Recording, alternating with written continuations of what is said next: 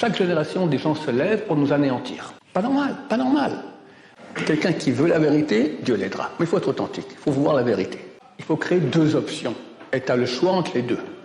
Une qui s'appelle vérité, une qui s'appelle mensonge. C'est le moyen d'arriver à réaliser la majorité de nos pulsions animales. Les femmes, le pouvoir, la bouffe.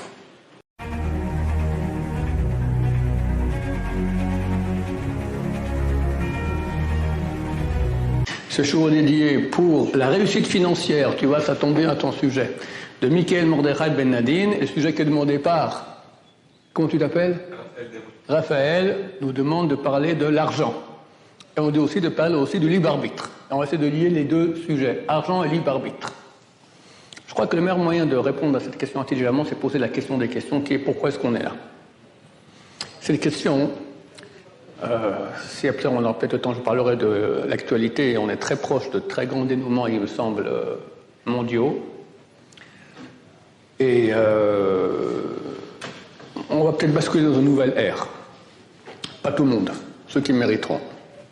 La question se pose, qu'est-ce qui se passe avec tous les juifs non religieux, on va dire, et la question encore plus forte pour les non-juifs, d'accord ? Ils n'ont pas connu la Torah, ils n'ont pas connu Dieu d'Israël, voilà. En quoi on peut les juger et dire il passe pas.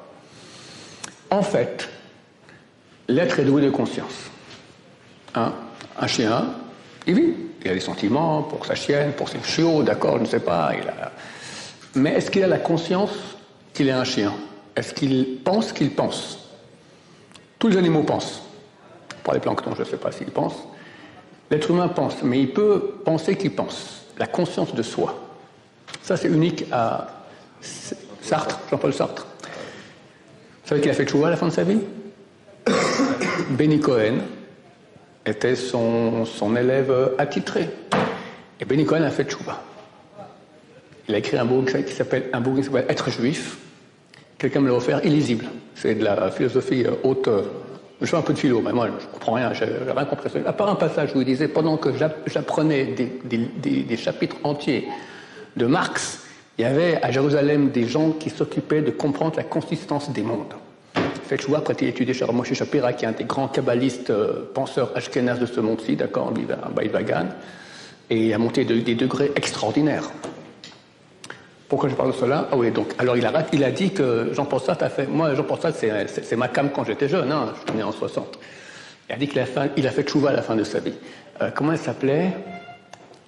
Nous, cette philosophe qui fréquentait Jean-Paul Sartre. Ah, Simone de Beauvoir. Exactement. Elle a dit non, bravo. Il a dit non, à la fin de sa vie, il est devenu gâteux, d'accord ? Il a reconnu que la Torah était vraie. De Beauvoir dit, c'est un gâteux. Mais lui, Benny Cohen, dit non, il a reconnu. D'accord ?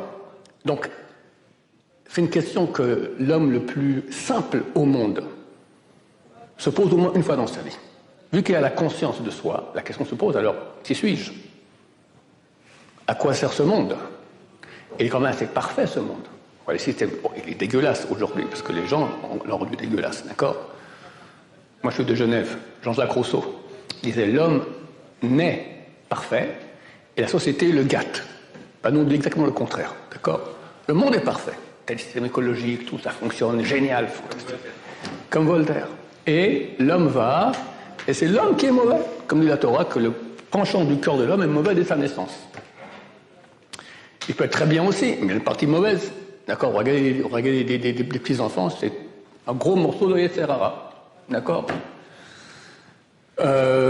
Donc la question se pose, et même un non-juif doit se la poser, et il se la pose. C'est certain que chaque être humain se la pose au moins une fois dans sa vie. C'est une question super importante. Parce que si tu passes à côté, on va dire, je sais pas moi, comment il s'appelle, Pablo Delacroix, d'accord ? Bon, il n'est pas juif. Il se pose la question, pourquoi le monde existe ? Pourquoi je suis là ? Il peut y avoir deux réactions. Soit, ça me saoule. C'est compliqué. Il y a tellement de philosophie, tellement de penseurs. Allez, on s'éclater, il y a Pabla qui est là, Pablo et Pabla, on va bien s'amuser ensemble. D'accord ? Option. Ça, c'est une réponse malhonnête. Pourquoi ? Parce que la question que tu as posée, elle est quand même assez importante. C'est pas qu'est-ce qu'on mange à midi. C'est si le monde a un sens. et tu passes à côté du sens, bah tu as raté ta vie. Et rien de plus précieux que ta vie. Comment tu peux continuer à vivre sans avoir la réponse à cette question qui est la question des questions, la question existentielle? Pourquoi je vis? Et tant que tu n'as pas la réponse, tu es en train peut-être de rater ta vie. Ça a quand même une valeur, ta vie, non? Et sur ça, bien sûr, Dieu sait exactement à quel point une personne a une responsabilité, a une conscience des choses, il va jouer chacun, mais de façon très très précise. En tout cas, on peut dire aux gens, mon cher ami, il y a un monde, et il y a un monde qui est un point d'interrogation. Tu es obligé de trouver la réponse. Vous dire, ok, alors le type, il se pose des questions. Qu'est-ce qu'il va faire? Étude de philo, il est mal barré, hein? Alors, surtout aujourd'hui avec Internet, mais même à l'époque où il n'y avait pas Internet, quelqu'un d'authentique, rapidement, il arrive à la Torah. Pourquoi? Parce qu'il y a deux grandes religions dans le monde, l'islam et la chrétienté, et toutes parlent de la Torah, du peuple juif. Et il voit ce peuple.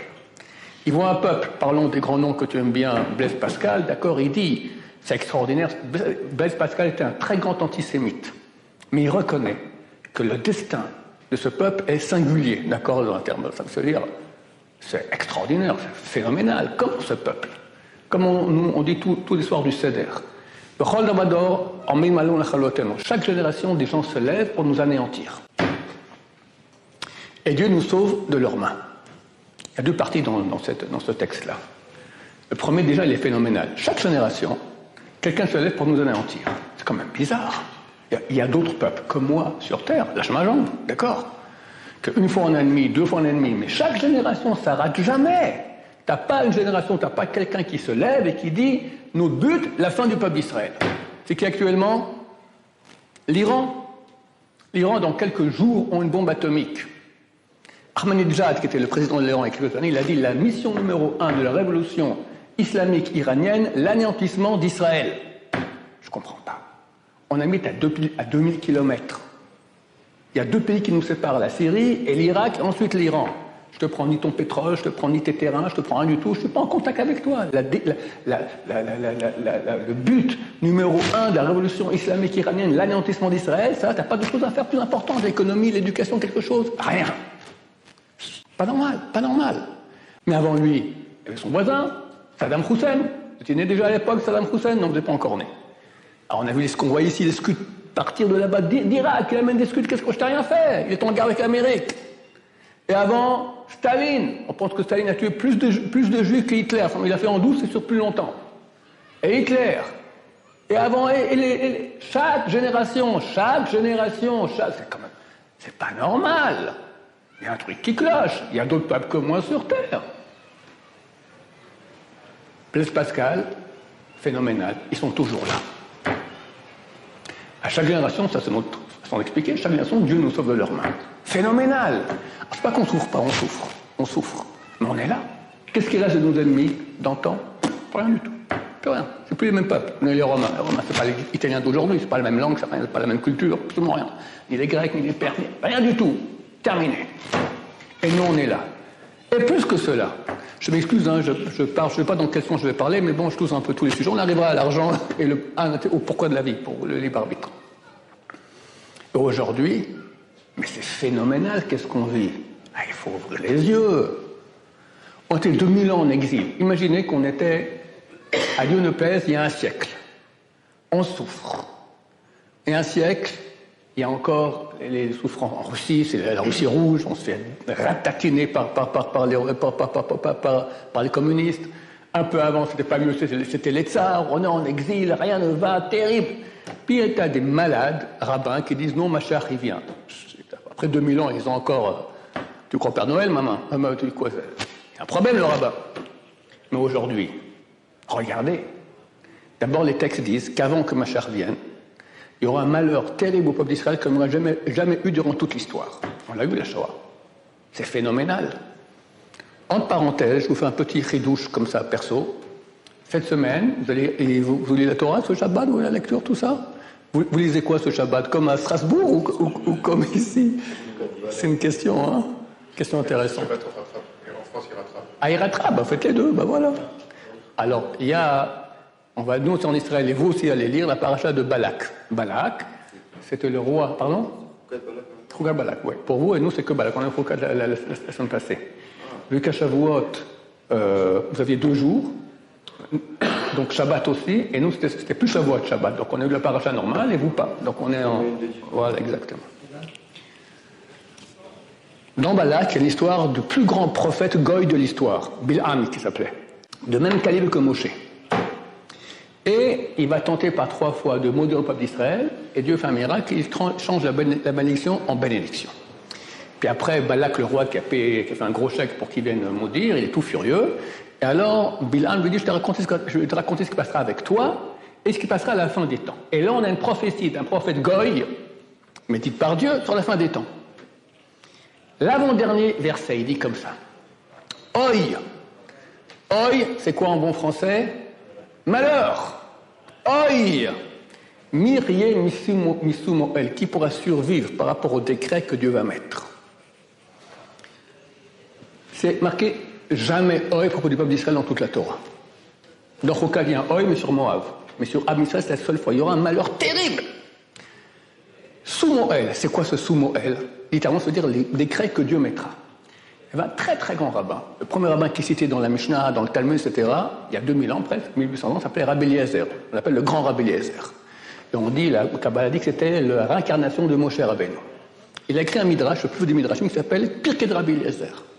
Il dit, c'est qui sous-Moël? C'est Ishmaël, les Arabes. Pourquoi? Parce que sous-Moël, tu as le mot El dedans qui signifie le nom de Dieu. Ishmaël aussi, tu as le nom de Dieu dans son nom. D'où le malheur, parce que le seul peuple qui a le nom de Dieu dans son nom, comme Israël, c'est Ishmaël. En plus, il a fait la Brit Mila, en plus, c'est un descendant d'Abraham Avinu, en plus, Abraham Avinu a demandé à Dieu de le bénir, il est béni. Regardez qu'il n'y a aucun peuple qui a pu avoir l'endroit du temple, si ce n'est les Ishmaélites, d'accord? Les autres, ils ne peuvent pas avoir la terre d'Israël. On n'a pas le droit d'aller contre les rabbins, jamais. En ce qui concerne la halacha, la loi, il fixe la loi terminée. Mais dans le Midrash, comme c'est écrit au Hamakadosh, on peut ne pas être d'accord. Moi, le petit Ron Shaya, le rien que je suis, je me suis dit, je pense qu'on pourrait expliquer différemment. Parce que si on compare les malheurs qu'ont fait les Arabes au peuple juif à notre époque, alors on évalue à 25 000 ou 26 000 morts le nombre de morts qui sont morts dans les guerres d'Israël contre les Arabes, avec les attentats, etc. Par rapport à la Shoah, c'est même pas 2 jours d'Auschwitz. 2 jours d'Auschwitz, c'est 25 000 morts. Qu'est-ce que tu me compares les Arabes? Tu me dis, oi, malheur, terrible, les Arabes. Et Adolf Hitler, c'est de la gnognotte les Arabes par rapport à Adolf Hitler. De la gnognotte. J'ai réfléchi un peu. J'ai pris la valeur numérique du mot sous-Moël. Qui pourra survivre par rapport à sous-Moël? Sous-Moël, valeur numérique, Adolf Hitler. Elle est belle, hein? C'est ça, oi, malheur. Et comme j'ai dit dans Daniel, c'est marqué qu'à la fin, avant que Mashiach vienne, il y aura un malheur terrible qui arrivera au peuple d'Israël. Je pense que c'est la Shoah. Après, c'est écrit, ça vaut la peine, quand vous avez un peu de temps, chers amis, avec Samuel, vous allez lire chapitre 36 de Yechezkel. Vous lisez l'histoire actuelle. Il aura pitié de nous. Nous ramènera en terre d'Israël. La terre d'Israël sera aride, elle deviendra féconde. D'accord? On est aujourd'hui le pays le plus spécialisé en agronomie au monde. D'accord? C'était un désert ici, il y a un siècle. Aujourd'hui, c'est un jardin potager qui a des fruits extraordinaires. De plus, il y aura une chose qu'il n'y a jamais eu durant toute l'histoire. Des millions de juifs qui reviennent à la Torah. Vous êtes idiots, chers amis strasbourgeois. Maintenant, les vacances, vous venez à la yeshiva, mais va Ibiza t'éclater! Qu'est-ce qui t'amène ici à la yeshiva? Mais t'es tombé sur la tête! Hein? Samuel, alors Samuel est sympa, d'accord? Ben, c'est pas une bonne raison. Après, mon cours avait fait un peu de Gemara, du Talmud. Un texte est écrit il y a 1800 ans en araméen sur des sujets qui n'ont rien à voir avec la choucroute. Non mais t'es toqué? Si vous dites qu'on peut les amener à Ibiza, on va aussi. Je dis, il faut aller, il faut s'éclater. Tu vas faire tchouva à Ibiza. Pourquoi t'es venu? Il y a un petit gili-gili à l'intérieur, là, qu'on appelle ça le neshama, l'âme juive, qui aime la vérité. Elle cherche la vérité. Tu sens qu'il y a un petit quelque chose là-dedans. Parce que rationnellement parlant, il n'y a aucun sens.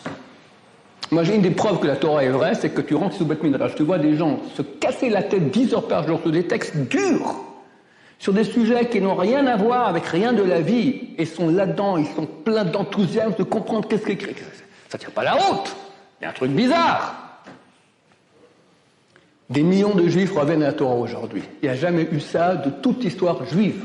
C'est marqué, le Mashiach peut venir que s'il y a la tchouva, que s'il y a le retour. Et il y a ce retour. Alors, c'est pas tout le monde qui devient un vrai religieux, tout ça, machin, mais il y a une étude sociologique qui a été faite il y a quelques années, une dizaine d'années environ ici en Israël, un truc non religieux qui a été fait. Et le résultat de l'étude, c'est que, donc ils ont pris un âge de la population, posé une cinquantaine de questions, ils ont dit qu'il y a un changement radical, profond, qui n'est pas un fait de mode dans la société israélienne. Les gens se rapprochent. Par exemple, des gens qui n'ouvraient jamais le Tanakh, la Bible, ils ouvrent de temps en temps. Les gens ne croyaient pas en Dieu, ils croient en un Dieu. Ils ne sont pas religieux, mais ils croient qu'il y a un Dieu. Il y en a qui croient qu'il y a un rapport entre le comportement du peuple d'Israël et ce qui nous arrive. Il y a un rapprochement dans le monde extraordinaire. Je vous dis partout. Ça, c'est unique de l'histoire. C'est écrit que ça arrivera avant que Mashiach vienne. Il n'y a jamais eu. Il y a une seule fois ils ont fait tchouva le peuple d'Israël, à l'époque de Purim. Le roi Assuérus a sorti sa bague et a donné à Aman, tiens, tu fais ce peuple tout ce que tu veux. Aman dit oui, c'est très simple, je les égouille tous. Ils ont appris ça, ils ont fait tchouva. 3 jours, ils ont jeûné, tout ça, et Dieu a fait un grand miracle. C'est pas une tchouva d'amour de Dieu, parce que je recherche la vérité. C'est vrai que j'ai peur de me faire zigouiller. Là, c'est une tchouva d'amour. Personne n'est venu ici à l'Yeshiva parce qu'il a peur de se faire zigouiller ou il avait peur de rater son permis de conduire ou quelque chose, d'accord, ou il a de l'argent. C'est pas pour ça qu'il est venu ici. Il a été attiré par un truc intérieur, la vérité, le sens de la vie, Dieu. Ça, c'est unique de l'histoire. De plus, ce pays est un miracle ambulant. On est entouré d'Arabes qui veulent notre fin, beaucoup plus grand en chiffres, et très longtemps, c'est beaucoup plus fort aussi en armement que nous. Et on est là. Eux ont disparu. Nos pires ennemis ne sont plus là. La Syrie. Guerre civile, 350 000 morts. Ken Irbou, Bezrat Hashem qui en a encore plus. D'accord? Terminé. Saddam Hussein, balayé par les Américains, tous nos ennemis. Il n'y a que l'Iran qui reste. Ça, c'est le dernier acte, comme c'est écrit dans le Talmud. C'est écrit dans le Talmud que, moi j'ai lu ça à 40 ans, je ne comprenais pas. C'est écrit que les armées iraniennes vont conquérir la Babylone, c'est-à-dire l'Irak et la Syrie, et se mettre aux frontières d'Israël, après rentrer en terre d'Israël. Quand j'ai lu ça à 40 ans, j'ai dit, mais c'est pas possible, parce qu'il y a 2 super grands pays entre nous, la Syrie et l'Irak. C'est des pays très très puissants, jamais ils pourront venir. Il y a une guerre entre l'Iran et l'Irak. Quand moi j'ai l'armée ici, je fais l'armée en Israël, d'accord? Il y a une guerre ici entre l'Iran et l'Irak. Notre chef à l'armée nous a dit c'est un bonheur fantastique. Ils sont en train de se tuer des millions de morts. Bezrat Hashem, ce sont 2 pays énormes, l'Iran et l'Irak, 2 armées énormes. Il ne faut pas venir en Israël, c'est impossible. Dieu a dit, c'est écrit dans Traité Sanhedrin, page 98, qui viendront. Dieu balaye l'Irak, plus d'Irak. Balaye la Syrie, plus de Syrie. Qui est là-bas maintenant? 100 000 soldats iraniens, milices iraniennes, en Syrie et en Irak. 100 000, c'est toute l'armée israélienne. Ils sont en train de vivre ce qui est écrit dans les textes. Et il n'y a jamais eu de l'histoire, depuis qu'on est parti en exil, un renouvellement de Torah aussi grand qu'il y a comme il y a en Israël. Des centaines de yeshivot, des centaines de kollélim, plus de 100 000 personnes qui étudient jour et nuit la Torah. Ni en qualité, ni en quantité. C'est phénoménal. Donc tout cela nous dit qu'on va bientôt basculer, j'espère très très bientôt, encore peut-être cet été, qui sait. On voit que le monde il arrive à... D'accord, Bezrat Hashem. Donc quand un non-juif qui cherche la vérité, il voit ça. Il voit un peuple qui tient le coup pendant 2000 ans hors de sa terre, qui de façon systématique est poursuivi. Pour finir, il survit. Les autres ne survivent pas. Après, il vient en terre d'Israël. Et tous les miracles qu'on voit en terre d'Israël, ce type-là, s'il ne comprend pas qu'il y a une vérité, il n'est pas clair. Il manque un grain. D'autant plus qu'on a des cours aussi aujourd'hui qui prouvent, sachez qu'il n'y a aucune religion au monde qui peut prouver qu'elle est vraie. Ça n'existe pas. C'est tout des croyances. Quand j'ai annoncé souvent, j'ai dit que sans m'amener une seule preuve de véracité de la chrétienté ou du Coran, je me convertis sur des séminaires pour les musulmans ou pour les chrétiens. J'étais assailli de soi-disant preuves. Perte de temps totale, de la bêtise nulle. Les seules preuves bien qu'ils ont, surtout le Coran, c'est quand ils ont copié le Talmud. D'accord, ils ont copié des trucs. D'accord, le Coran, ça en 632. Nous, le Talmud avait été écrit déjà il y a 2 siècles. Ils ont copié, ils ont dit voilà, on a des preuves. Gros malin, ça vient de chez nous, on a écrit ça avant, c'est du plagiat. D'accord. Et ce qu'ils ont inventé, c'est des bêtises terribles. Il n'y a aucune preuve. Nous, on a des preuves. On est la seule philosophie, la seule religion, le seul système de pensée au monde qui peut être prouvé par A plus B. Ceux qui sont intéressés, il y a 2 cours dans ce sens. Un qui s'appelle la preuve irréfutable, comme son nom l'indique, preuve irréfutable. Et l'autre, Germania, c'est un truc extraordinaire sur la Shoah, tout marqué à l'avance, fantastique dans les détails, phénoménal. Procès de Nuremberg, si tu connais, n'est-ce pas? Donc maintenant, même le non-juif, il est capable d'arriver à la Torah et de connaître la vérité. Sachez qu'on a beaucoup de non-juifs ici qui se sont convertis, qui sont devenus des tzadikim, des personnes exceptionnelles. Quelqu'un qui veut la vérité, Dieu l'aidera. Mais il faut être authentique, il faut voir la vérité.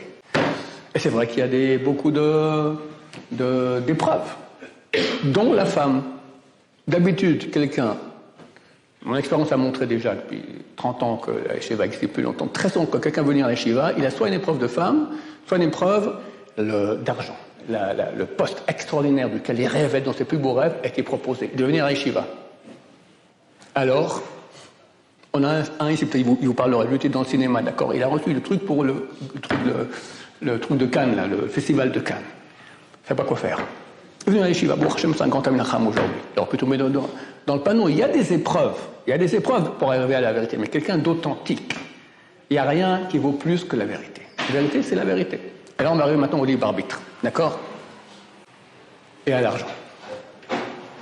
Dieu, s'il existe, et nous on a pu le prouver que oui, est le maître incontesté de tout. Rien ne peut se faire s'il n'a pas voulu. Un plancton dans la mer ne peut pas aller à gauche ou à droite, ce n'est pas Dieu qui a voulu. Plus forte raison, même les anges, les êtres les plus grands qui existent. Il y a une seule exception, l'être humain. Dieu, on ne sait pas qui il est, mais on sait qu'il est forcément parfait, parce que si ce n'est pas parfait, il n'est pas Dieu. Étant parfait, il est forcément aussi bon, parce que le mal, c'est contraire à la perfection. Étant bon, il veut octroyer le bien. Qu'est-ce qu'il fait? Il crée le monde. Pourquoi le monde s'est créé? Parce que Dieu voulait octroyer le bien. Nous, on regarde le monde, on regarde un peu à gauche, on regarde un peu à droite, on dit Dieu, franchement, raté. Ça, c'est le bien. Il est terrible, le monde. Plein de souffrances, plein de burk. Et pourtant, c'est écrit que Dieu a créé le monde d'un désir de bien. Alors, comment résoudre cette question?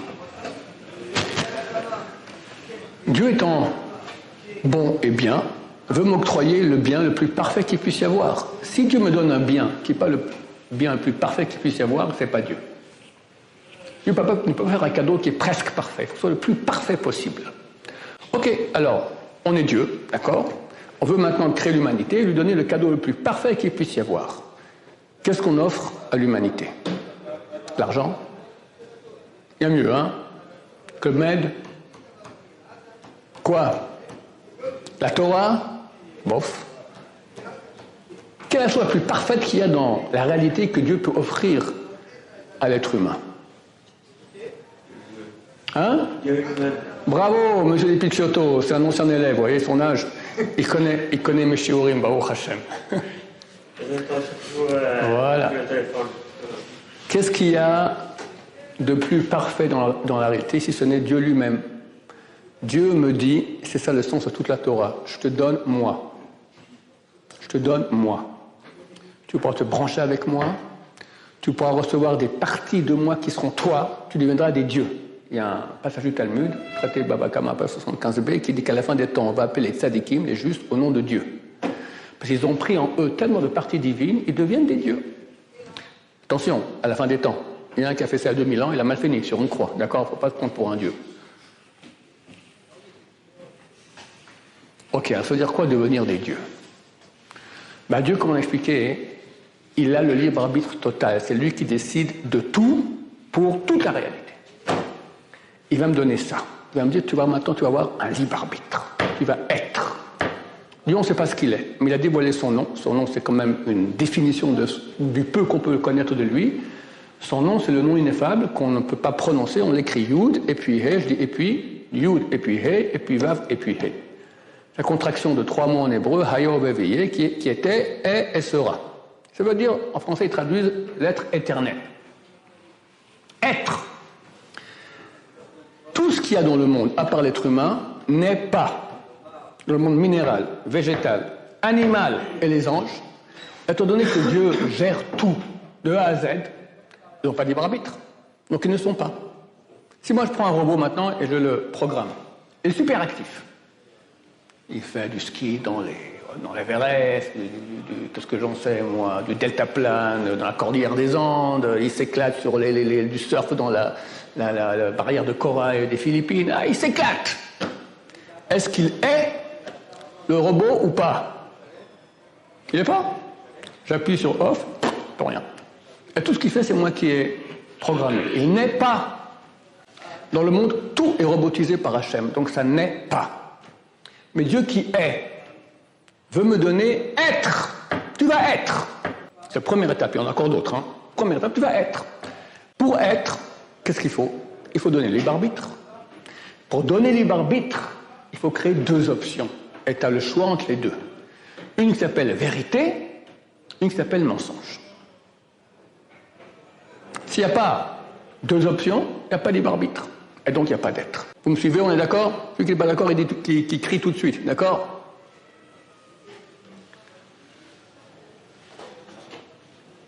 C'est la raison pour laquelle le monde, il est très très triste et plein de mensonges. Aujourd'hui, c'est marqué quand Mashiach revient, encore une des preuves qu'il arrive bientôt, c'est écrit Emet Ne'ederet, la vérité est cachée, elle disparaît. Aujourd'hui, je ne peux pas aller sur Internet voir un truc et être certain que c'est vrai. C'est que du fake. On ne sait plus. Il y a du vrai, du faux, c'est mélangé partout. Très dur de voir la vérité. Pourquoi il y a tellement de mensonges? Parce que Dieu veut donner le libre arbitre. Pourtant, si Dieu avait mis dans le monde 50% mensonge, 50% vérité, personne n'aurait suivi le mensonge. Pourquoi? Le mensonge, qu'est-ce qu'il vend? Un mensonge, c'est une chose qui n'est pas vraie. Je dis, c'est une poule. Mensonge. C'est une feuille. Vrai. Mensonge, je dis un discours d'une chose qui n'est pas. Qui s'intéresse? J'en veux pas être dans le rien. Tu payes 2 millions d'euros pour acheter une belle villa, d'accord, dans la campagne strasbourgeoise, puis après, tu payes 2 millions, puis après, il n'y a plus rien. C'est un mensonge, d'accord, en fait. Je vais pas investir ma vie dans rien. La vérité, ça parle, c'est réel, c'est ce qui est vraiment. Donc, si c'était moitié-moitié, alors les gens auraient tous couru vers la vérité, il n'y a plus de libre arbitre. Donc Dieu va mettre beaucoup de mensonges. Pour très peu de vérité, le peuple juif et une petite partie du peuple juif, pour qu'il y ait un vrai libre arbitre. Et dès lors, tu as la question de l'argent. D'accord? Les gens posent la question. Quoi? C'est quelques bandes de rabbins là, c'est eux qui ont la vérité. Tout le monde se trompe! Oui, ils se trompent. Parce qu'il est impossible que le but de la vie, c'est une petite parenthèse sur l'argent maintenant, je reviens sur le libre arbitre. C'est impossible que le but de la vie, c'est l'argent. D'où vient l'amour de l'argent? Il faut comprendre que dans le cas de ce que je dis, que Dieu a créé le mensonge de la vérité, il y a en nous deux parties. Il y a une qui s'appelle l'âme animale. Et l'autre s'appelle l'âme divine. L'âme divine est intéressée par la vérité, par faire le bien, les vraies raisons pour lesquelles on est sur Terre. L'âme animale, surtout pas. Ça ne l'intéresse absolument pas. Franchement pas. L'âme animale, comme un animal. Qu'est-ce qu'il veut un animal? Un chien, il veut des chiennes. Il veut de la bonne bouffe. Il veut du pouvoir. Il veut s'énerver. Quand on l'énerve, il s'énerve. Il est mort. D'accord? Et dormir. À peu près ça, hein, en gros. Toutes les pulsions corporelles. La partie animale qu'on a en nous, elle est extrêmement puissante. L'argent, c'est le moyen d'arriver à réaliser la majorité de nos pulsions animales. Les femmes, le pouvoir, la bouffe, pépère, farniente, hamac, sympa. Demande à un goy lambda dans le monde. C'est quoi pour toi le cliché du paradis? Hein, c'est quoi? Détente. Comment? Dans ton lit à la maison? Oui, c'est vrai. Mieux. Tu prends une plage de sable blond. Derrière, une mer bleue. 2 cocotiers. Un hamac. Tu es dans l'hamac. Et une mannequin. Sympathique, un grand sourire vient et te met des grappes de raisin dans la bouche. Et un petit déjeuner continental, ce que tu veux, tu l'as. Il y a mieux que ça? Il y a mieux que ça? Ça, c'est le cliché du paradis pour le goy. Goy, ça veut dire quoi? Goy, en hébreu, signifie corps. Corps. Je m'intéresse par le corps. Je ne me parle pas de Dieu, je ne parle pas de machin, ça me casse les pieds. Ils ont mis un peu la messe, machin, comme bon, un peu copié, d'accord? Mais l'essentiel, c'est ça. Le moyen d'y arriver, l'argent. Donc l'argent, en fait, c'est une pulsion très profonde, mais tout de même de ma partie animale. Ceci dit, je dis sur la peine qu'un type, si vous faites des études sociologiques, sur la peine de faire une fois, quelqu'un le fasse très sérieusement, une étude sociologique comparative entre les chiens et les êtres humains. Qui est plus heureux? Un chien ou un être humain? Il faut regarder qu'au niveau des pulsions animales, on oublie tout Torah, spiritualité n'existe pas, d'accord? Ce que le recherche l'être humain, c'est à peu près ce que recherche le chien. Comme j'ai dit, les bonnes femmes, dormir, le pouvoir, qu'est-ce qu'on a encore? La bouffe, d'accord? Voilà, c'est ça, à peu près la même chose. Non, mais je ne suis pas un chien. Non, tu fais mieux, d'accord? C'est plus sophistiqué, mais c'est la même chose, exactement. Or, je suis convaincu que si on fait une étude comparative entre les chiens et les êtres humains, qui est plus heureux? Les chiens. Il n'y a aucun doute là-dessus. Ils sont bien plus heureux que les êtres humains. Les êtres humains, c'est terrible. Alors, je ne comprends pas. Dieu a créé un monde tordu. L'élément le plus performant de la création, c'est l'être humain. Et le chien est plus réussi que lui. Ça prouve que la clé n'est pas dans l'argent. Elle est où? Elle est dans les vrais, ça c'est le mot, les vraies valeurs. Vrai signifie réel, ça reste. Cette feuille, elle est vraie, n'est-ce pas? Mais sa vérité, elle est très... C'est quoi l'espérance de vie d'une feuille pareille? 10 jours. Après, elle va à la poubelle. La table, espérance de vie, 20 ans. Nous, allez, 120 ans si on a de la chance. Le bâtiment, 3 siècles. L'univers, la Torah dit 6000 ans. Les astrophysiciens disent, allez, 14 millions d'années. Plus, je sais pas, 1 milliard d'années. Tous fait un peu de maths à l'école, j'imagine. Vous savez très bien que combien ça vaut 1 milliard de milliards par rapport à l'infini? Combien ça vaut? Hein? Moins que pas grand-chose. Ça tend à 0. Entre fini et infini, le fini ne vaut rien. Quand on dit vrai, ça veut dire réel, mais d'une réalité qui dure. Infini. La seule réalité infinie qu'il y a dans la réalité, c'est Dieu. Et quand tu te branches avec Dieu, tu deviens infini. Ça, c'est vrai. Ça, c'est vivre. Vivre intensément sa vie. C'est fantastique. Ça, c'est le grand cadeau que Dieu nous donne. Mais il peut me donner que ça me gratuit. Le gomme gratuit, je suis un robot. Il veut me donner que tu vas être. Donc, qu'est-ce qu'il va faire? Il va mettre les deux pulsions. Une pulsion de la neshama, l'âme spirituelle qui dit, vas-y, investis-toi dans Dieu, dans la Torah, dans faire des bonnes actions. Et ne suis pas les pulsions animales. L'animal dit, oh, laisse-moi vivre. Tu me saoules, je veux être libre. Libre. Le chien veut être libre. La Torah dit le contraire exactement. Elle dit que le seul qui est libre, c'est celui qui s'investit dans la Torah. Pourquoi? Parce que sinon, tu deviens un esclave de tes pulsions. Moi, je viens de Genève. Hein. C'est à peu près la plus grande densité de millionnaires ou milliardaires au mètre carré mondial. Leurs enfants, c'était mes copains. Chacun avait un psy. Aucun bonheur. Combien se trompent? Combien sont malheureux? L'argent ne fait pas le bonheur. Je disais que la personne qui va suivre ses pulsions animales, elle devient esclave. Le type, il est coléreux. Il crie sur sa femme, qui crie aussi sur lui. Il a un shombaït, comme on dit en français, à la panim. À la panim, 0.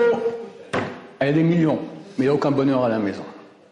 Sa femme le trompe et lui trompe sa femme. Et les enfants le savent. C'est un bonheur, ça? Pourquoi? Pulsion. Pulsion, il faut résister à une bonne femme qui te fait adultère, qui te fait la cour. D'accord? Elle t'envoie il y en a qui m'ont dit des scuds, je reçois sur mon portable, des scuds. Il est esclave des pulsions qu'il a, le pouvoir. Beaucoup de gens leur font aux riches des salam alek toute la journée. Mais ils savent que c'est un mensonge. Ils savent très très bien. Mais ils sont esclaves de ce salam alek. Ils ne peuvent pas vivre sans ce salam alek qu'on leur fait, qu'ils savent que c'est faux.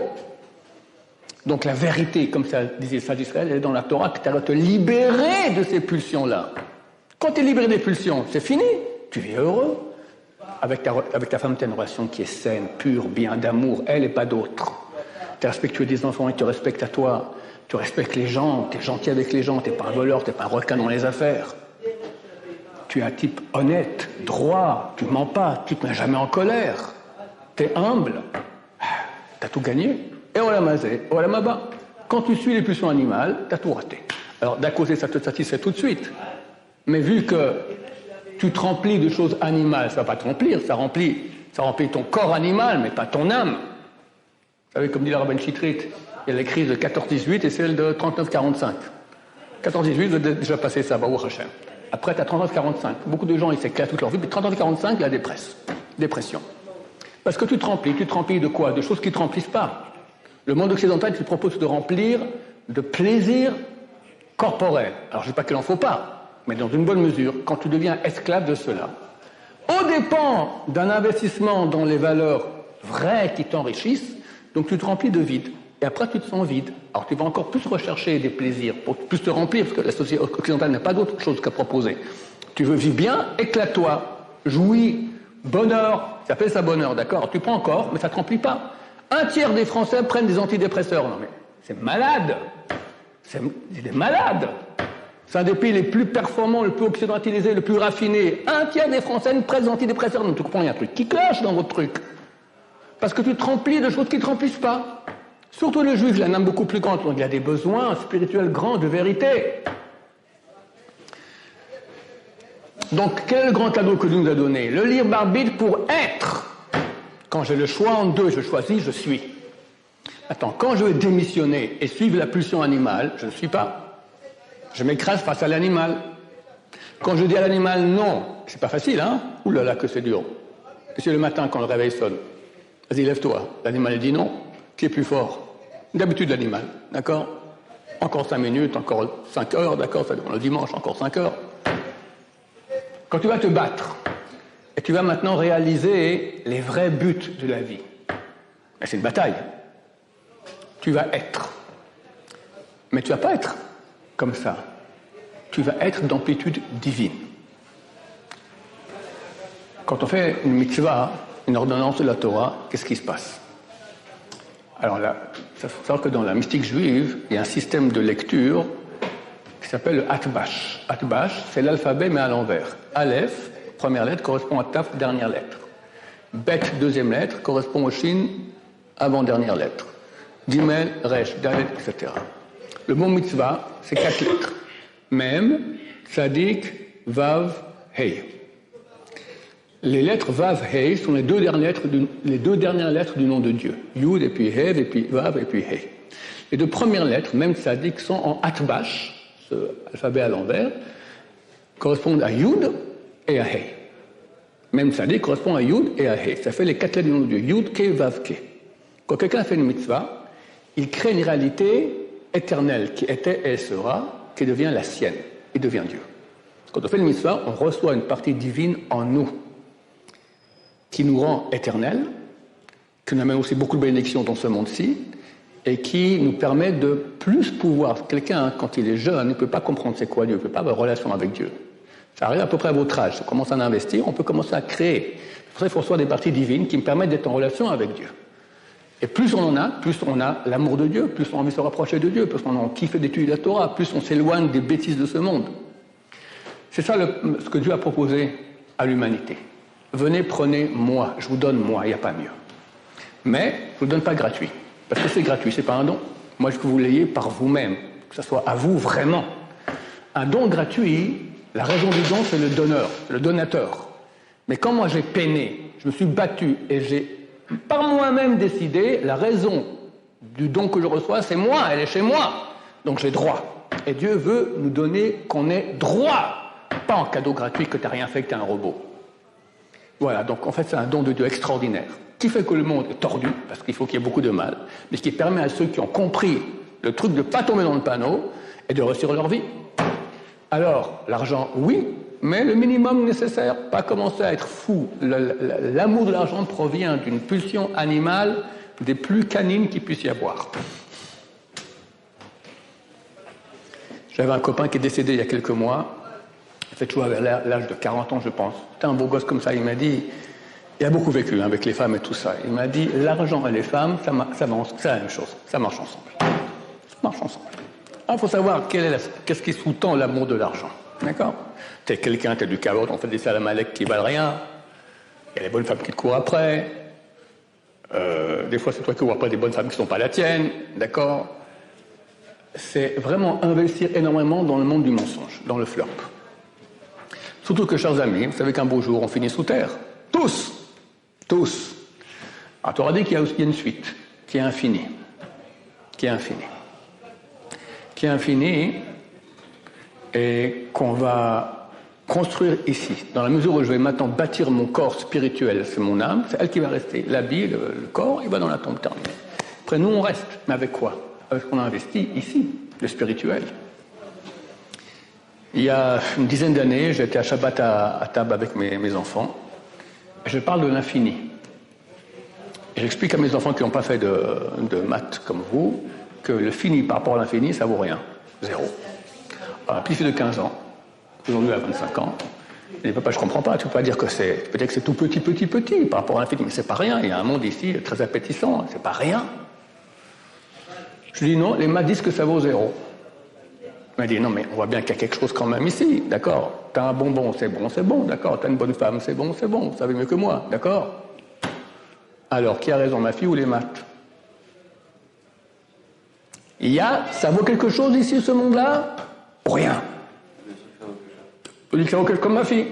Mais les maths disent non, parce que fini par rapport à infini, ça vaut rien. La science et la religion, c'est pas la même chose. Je parle de religion, je parle de vérité. Oublie le mot religion, je ne sais pas ce que c'est religion. Quelqu'un m'a posé sur la question, est-ce que c'est vrai que la Torah n'est pas une religion? Il me dit, moi c'est quoi religion? Je ne sais pas ce que c'est.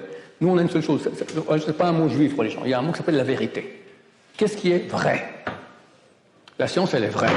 La Torah, elle est vraie aussi. Donc un des deux a tort.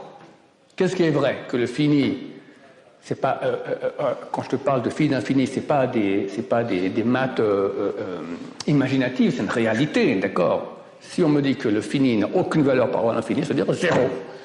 Or, on voit qu'il y a quelque chose. Alors, qui a raison? Quand tu dis, le fini, il existe, très petit, mais il est là. Et les maths disent le contraire. Alors, qui a raison, messieurs? Mathématiquement, le fini existe quand même, c'est qu'il est négligeable, mais il existe quand même. C'est marqué temps à zéro. Temps à zéro, c'est dire zéro. Temps à zéro, c'est pas zéro. C'est presque la même chose. Je me souviens plus s'il dit c'est marqué temps à zéro ou zéro. Alors si c'est presque la même chose, c'est pareil pour... il existe à peine. L'infini, il est tout petit, mais le fini, pardon, il est tout petit, mais il existe quand même. Il existe quand même. La réponse, elle est comme ça. C'est les maths qui ont raison et ma fille qui a tort. Elle vous expliquer pourquoi. Ma fille, elle dit, ce monde-ci, comme tu dis papa, il est tout petit. Et l'infini, il est grand. Très très grand et très très petit. Mais le petit, il est là, n'est-ce pas? Elle est où l'erreur? Elle me fait un grand qui est fini. Parce que l'être humain ne peut pas imaginer l'infini.